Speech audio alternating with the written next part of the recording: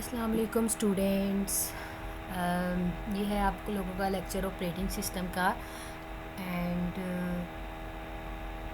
हम ऑलरेडी जो है अपने चैप्टर नंबर 7 के ऊपर हैं। होप सो आप लोगों को समझ आ रहा होगा और आप लोग इंजॉय कर रहे होंगे। नहीं भी इंजॉय कर रहे तो अब क्या बात है, करना तो पड़ेगा, डेफिनेटली करना पड़ेगा इंजॉय। बोर तो टीचर करते ही हैं, लेकिन स्टूडेंट्स ने बोर नहीं होना, स्टूडेंट्स ने उसको अंडरस्टैंड करना है। जैसे कि हमने प्रीवियस लेक्चर में पेजिंग जो है उसको देख लिया। पेज टेबल्स होते हैं, कैसे लॉजिकल से या आपके फ़िज़िकल के ऊपर आपके पेज क्रिएट होते हैं, ठीक है। आपका प्रोसेस कैसे टूटता है पेजेस की फॉर्म में, और वो कैसे आपकी सीपीयू से रैम की तरफ मूव होते हैं। सीपीयू इज़ लॉजिकल एंड आपकी जो रैम है वो आपकी फ़िज़िकल है। तो देखिए इंटरनल कैसे सिस्टम चल रहा है, आपका ऑपरेटिंग सिस्टम कैसे काम कर रहा है। तो टोटल ये उसका ओवरव्यू है जी। अब है जी page table structure and hardware support. तो आज हम देखेंगे पेज टेबल स्ट्रक्चर और हार्डवेयर सपोर्ट क्या चीज़ है। पेज टेबल तो देख लिया है कैसे होते हैं, तो अब उसको हार्डवेयर सपोर्ट भी देख लिया है, उसके जो पीछे डायग्राम देखी थी हमने।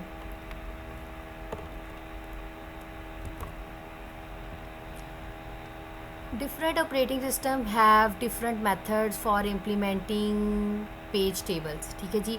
आपके जो डिफरेंट ऑपरेटिंग सिस्टम हैं उनके डिफरेंट मेथड्स हैं, आप डिफरेंट वेज़ हैं पेज क्रिएट करने के। सीपीयू से मेमोरी के अंदर जो है वो कैसे जाएगा, फिजिकल मेमोरी के अंदर, ठीक है जी। Most allocate a page table per process. तो वो आपकी जो पेज टेबल होता है वो कैसे क्रिएट होगा, देखिए प्रोसेस की बेस पे ही पेज टेबल क्रिएट होगा ना। अगर जितना बड़ा आपका प्रोसेस होगा उतनी ही उसके फ्रेम्स जो है वो टूटेंगे, उतने ही वो ब्लॉक्स ऑफ साइज में टूटेगा, उतनी ही बाइट्स ऑक्यूपाई करेगा, उतना ही फिर आपका टेबल जनरेट होगा। A pointer to a page table of process is maintained with all of the other register value associated with the process and stored in PCB, ठीक है जी। Process control block, PCB stand for process control block. Reloading these registers value and defining the correct hardware page table values from the stored process user process table is part of the context switch। तो देखें कितने procedure होते हैं। PCB हमने सारी चीज़ें देखी है, पीसीबी में डाटा कैसे स्टोर होता है, फिर उसके बाद रजिस्टर से आपकी जो करेक्ट हार्डवेयर के पास पहुंचा, फिर पेज टेबल की वैल्यू क्रिएट हुई, फिर स्टोर प्रोसेस चला, ठीक है जी। बैकिंग स्टोर से डाटा आ रहा है, सीपीयू से फिजिकल मेमोरी के अंदर जा रहा है, कौन सा पेज टेबल है उसको कौन सा फ्रेम नंबर एलोकेट किया है। तो ये सारी चीज़ें हमने पीछे देख ली हैं। तो कॉन्टेक्स्ट स्विच वही होता है ना, आपकी रैम से बैकिंग स्टोर से फिर रैम, ठीक है, सीपीयू के अंदर आया डाटा, या सीपीयू से वापस उसके अंदर जाएगा फिजिकल बैकिंग स्टोर के अंदर, ठीक है। कॉन्टेक्स्ट स्विच है, दो होते हैं, स्वैप इन और swap out. The actual implementation of page table can be accomplished in several different ways। तो आपकी जो पेज टेबल की अकम्पलिशमेंट है वो डिफरेंट वेज में होती है। सिंपलेस्ट टेक्निक्स इन्वॉल्व होती है defining a dedicated set of registers to be use as page table. जो भी आपके जो डेडिकेटेड सेट ऑफ रजिस्टर्स होते हैं वो पेज टेबल के ऊपर ही डिपेंड होते हैं। देखिए रजिस्टर्स होती है आपको मेमोरी जगह प्रोवाइड कर रहे हैं, मेमोरी प्रोवाइड कर रहे हैं, स्पेस प्रोवाइड कर रहे हैं, और फास्ट मेमोरी है, ठीक है जी, रन टाइम पे यूज़ हो जाती है। Since every memory access requires, आपके रिक्वायर्स करते हैं going through a page table, ठीक है। मेमोरी एक्सेस क्या रिक्वायर करती है, page table. These registers need very high speed logical associated with them, translation if efficient. तो हमें इसको इतनी डेप्थ में जाने की ज़रूरत नहीं है कि भाई आप लोगों ने, मैम ने कहा है कि मैम इसको पढ़ा रही है तो रट्टा ही मारना है। मेरी एक बात याद रखिएगा, मैं ये अगर आप लोगों को हर लाइन एलेबोरेट कर रही हूँ, इट डज़ंट मीन कि मैं उसको खुद रीड आउट कर रही हूँ, ठीक है। तो ऐसा नहीं है, मैं जस्ट आप लोगों की आसानी के लिए इसको रीड आउट करती हूँ, ताकि आप लोग ये ना कहें कि मैम ने तो ये लाइन नहीं बताई, पता नहीं ये करनी है कि नहीं करनी है। आप लोग वो होते हैं ना लकीर के फ़कीर, वही आप लोगों का हिसाब है। The registers techniques work reasonably well if the size of the table is relatively small। तो वही बात है, रजिस्टर तकनीक वहाँ पे बेस्ट होगी जहाँ पे आपके पेज टेबल का साइज़ जो है वो स्मॉल होगा। जितना पेज का साइज़ स्मॉल होगा उतनी ही आपकी जो मेमोरी है वो एफिशिएंटली काम करेगी। तो यहाँ पे एक टर्म आनी है, उसकी वजह से हमें इसको पढ़ना पड़ रहा है। Page table based register PTBR most modern system allows extremely large page table. ठीक है जी, बहुत सारे आपके जो मॉडर्न सिस्टम है जैसे कि आपके सुपर कंप्यूटर्स ETC हैं, मिलियंस एंट्रीज और मोर वगैरह जो है, फिर पेज टेबल भी उसी के हिसाब से क्रिएट होते हैं। तो registers implementation of the page table is not feasible. तो यहाँ पे सम हाउ बहुत ज़्यादा कॉस्ट रिक्वायर है। Instead of register such machines keep the page table in main memory and use a PTBR। तो वो देखें वो क्या यूज़ करते हैं, वो PTBR को यूज़ करते हैं, page table based register use करते हैं। बजाय इसके कि सिंपल पेज टेबल यूज़ करें तो लार्ज आपके ऑपरेटिंग सिस्टम के लिए PTBR होते हैं, जिसके अंदर आप एक एक्स्ट्रा मेमोरी लेते हैं। ठीक है जी, उसके अंदर आप सारी अपनी पेज से रेलिवेंट, फ्रेम से रेलिवेंट सारी इन्फॉर्मेशन रिकॉर्ड करते हैं।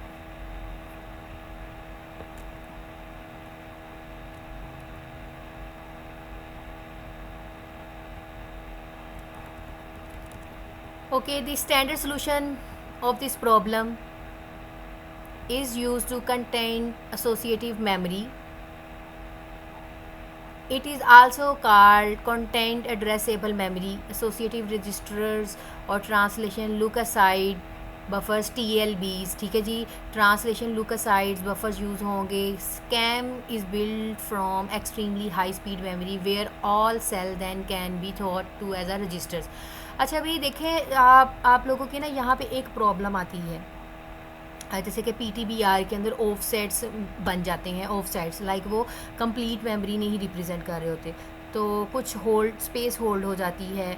ठीक है, तो फिज़िकल मेमोरी को इंक्रीज़ करने के लिए लाइक हम अपनी CPU को यूटिलाइजेशन को इंक्रीज़ करना चाह रहे हैं, अपने टाइम को कम करना चाह रहे हैं और अपनी मेमोरी को ज़्यादा जो है वो टॉलरेबल बनाना चाह रहे हैं। तो यहाँ पे फिर एक प्रॉब्लम कर होती है। तो उस प्रॉब्लम का जो सलूशन है वो ये है कैम। ठीक है जी, कंटेंट एसोसिएटेड मेमोरी, जो कि आपके एसोसिएटिव रजिस्टर्स होते हैं या फिर लुक असाइड TLBs हो सकते हैं।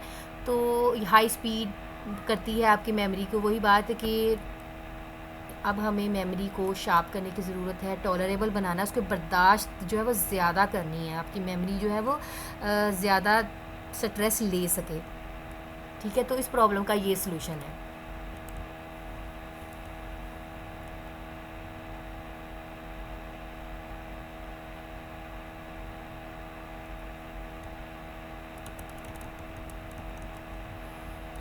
Okay, each logical address request generated by the CPU whose translation information is in CAM, अगर वो CAM के अंदर आ रही है at the time that the request is called CAM hit। देखिए CPU ट्रांसलेशन इन्फॉर्मेशन ले रहा है किसके अंदर, फ़ौरन से वो CAM को दे रहा है। ठीक है, लॉजिकल एड्रेस कौन सा है आपका, CPU ही है ना, वो रिक्वेस्ट कर रहा है। CPU क्या है आपका, लॉजिकल एड्रेस है।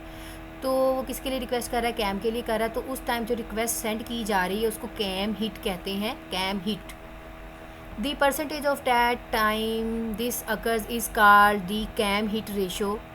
अब इसकी रेशो कैसे निकालेंगे, जैसे कि an 86% hit ratio means that 86 of the time that necessary translation information is in the CAM।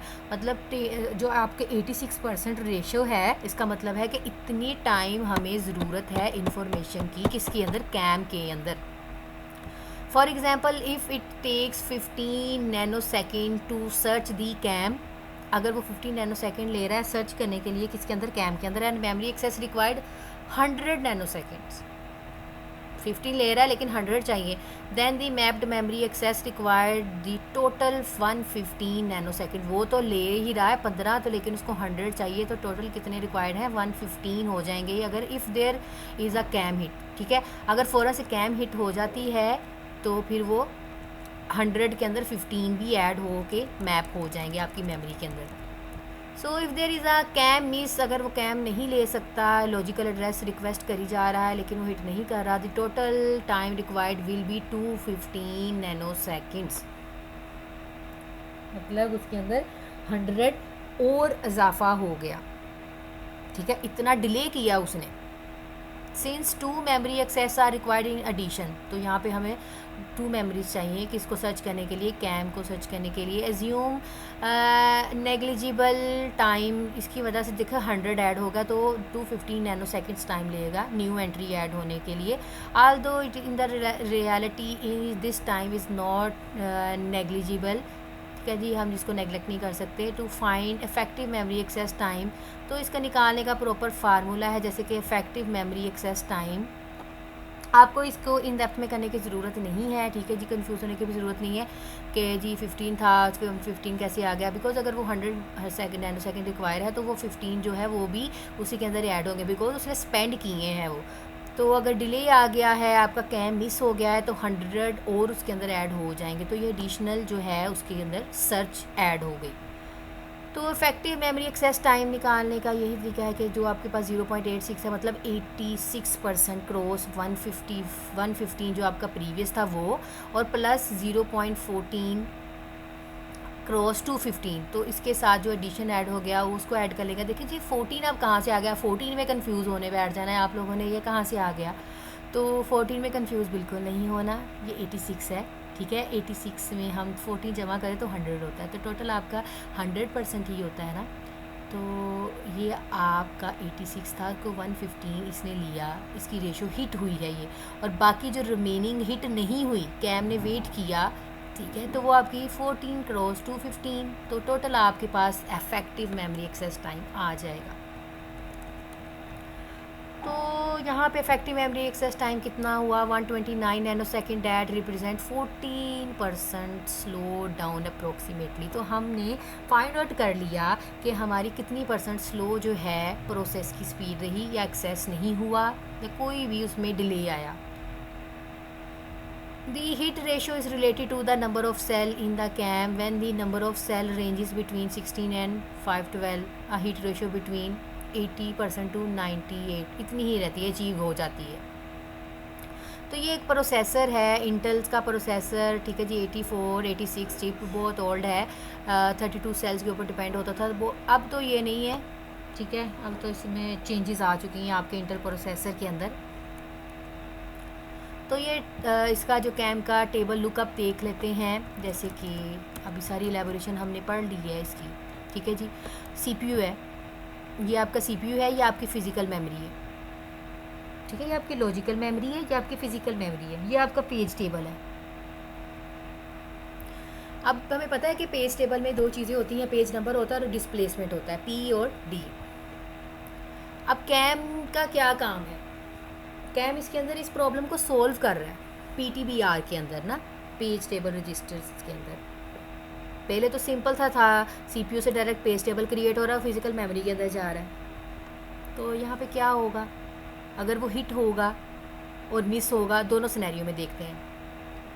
हाँ जी, यहाँ पे हमें पता है पेजेस होते हैं, पेज 0, पेज 1, सो जितने भी पेजेस हैं, और यहाँ पे उसके फ्रेम्स होते हैं कि वो किस फ्रेम के अंदर मर्ज होगा, अपनी फ़िज़िकल मेमोरी में किस फ्रेम के अंदर मर्ज होगा।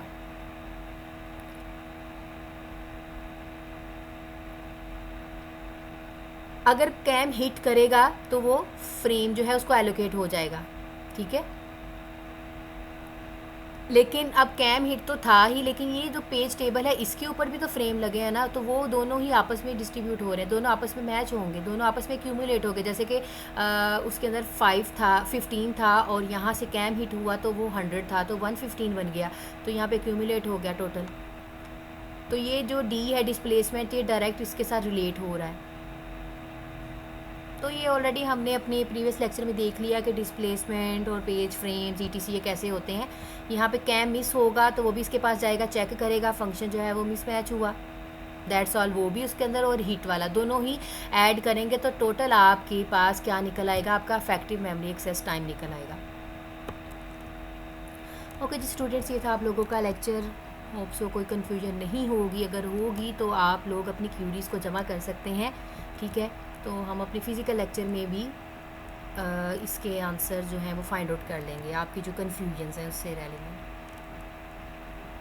ओके जी स्टूडेंट्स, अपना बहुत सारा ख्याल रखिएगा, अल्लाह हाफिज़।